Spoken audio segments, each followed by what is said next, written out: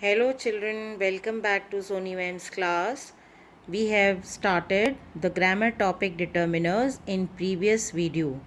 We have discussed what do you mean by determiners, how many kinds of determiners are there, the groups in which we have divided, and then types of determiners. 7 types of determiners we have seen and discussed. Now one by one we are taking the use of determiners. The first part article has been covered in the previous video. Now we are continuing with the next type of determiner, that is demonstrative.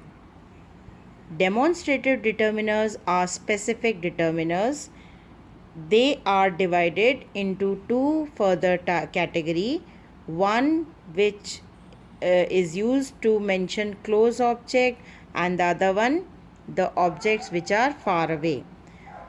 Close object talking determiners are further into two types, singular, plural.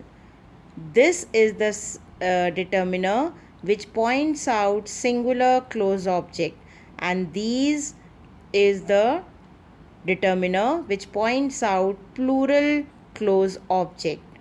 Now the same way the far object determiners are again singular and plural.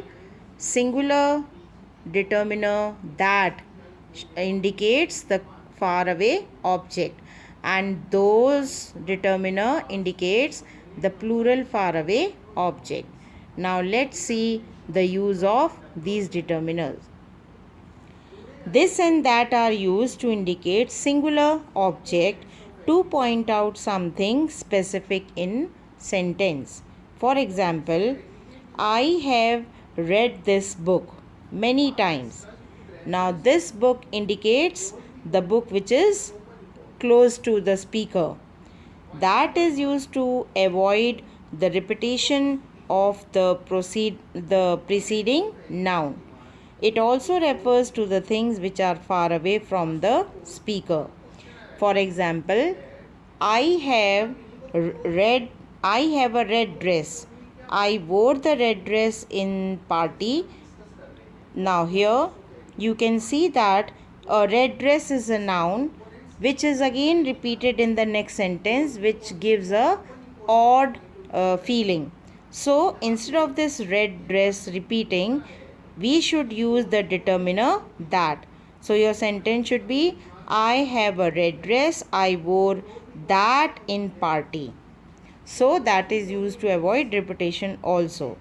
Second uses, it also refers to things far away from the speaker. For this example is, give me that book. Now here that book means the book which is far away. Now next, these and those, they point out specific plural nouns. For example, he wanted those boys to go away. Now here those shows that the boys in a group are standing at a distance. He wanted them to go away. So like that, this is the use of demonstrative determiner. Now let's talk about next type, that is possessive determiners. If you know children, possessive determiners are the same, what we call them possessive pronouns, and they are used to show the ownership or the possession. They are my, our, his, her, their. Now here THEI are there. You should know the difference between THERE and THEIR. This is to show the possession. The possessive determiners are used to show ownership or possession. For example, where is your bike? Here your is possessive determiner showing the possession of a person with bike. It's a secret recipe. Now here the noun is secret recipe, and R is possessive determiner which shows the ownership or possession. So like that you can frame sentences, but you have to remember that determiner should be placed before noun. Now next, quantifiers, quantitative determiners. These are very important to understand, and they have a lot of use in your grammar and in literature also. Quantifiers means the words which shows the quantity or amount. Which are they? Some, any, few, much, many, more, most, enough, several, less, fewer, little.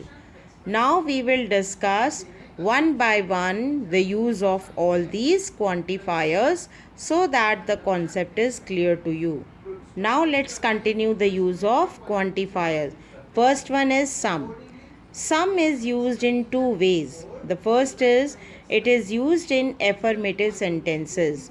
We don't use some in negative and interrogative. Now, then again, they are used with uncountable noun also and countable plural nouns also. For example, I need some sugar. Now, sugar is uncountable noun, so some can be used with it. Now, here with plural countable noun, some volunteers are required. Now, volunteers, they are countable, so we can use some with countable noun also.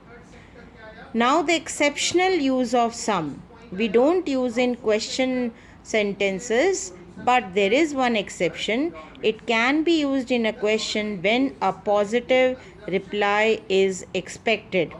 For example, would you like to have some coffee? Or you can say here some cold drink or some chocolate. According to the choice of the person to whom you are asking, if it is according to his choice, definitely you will get the positive answer. If it is so, then the use of your some is not wrong. But suppose I frame a question, would you like to do some exercise of grammar? I know children won't say yes ma'am. So in such case, the use of some in interrogative would be wrong. Now next one is any. Now any is used in interrogative and negative sentences only. For example, do you have any doubt?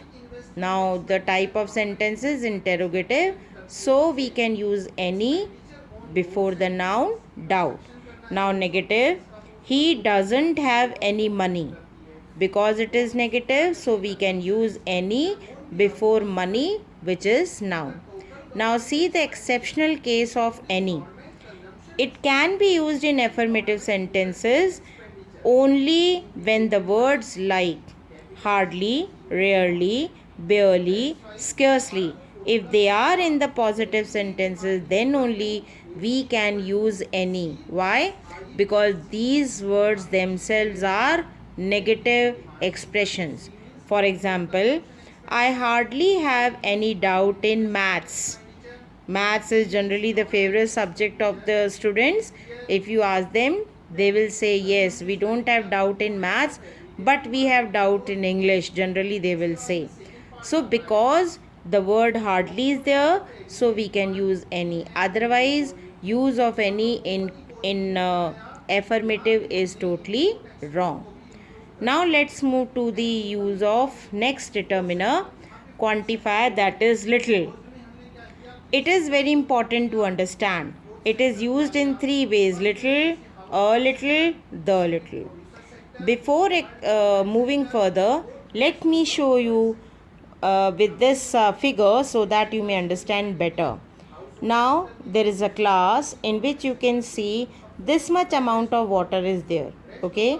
So if somebody asks you to serve water, would you serve this much of water? No. You would say sorry, there is little water. It means equivalent to 0, which has no utility.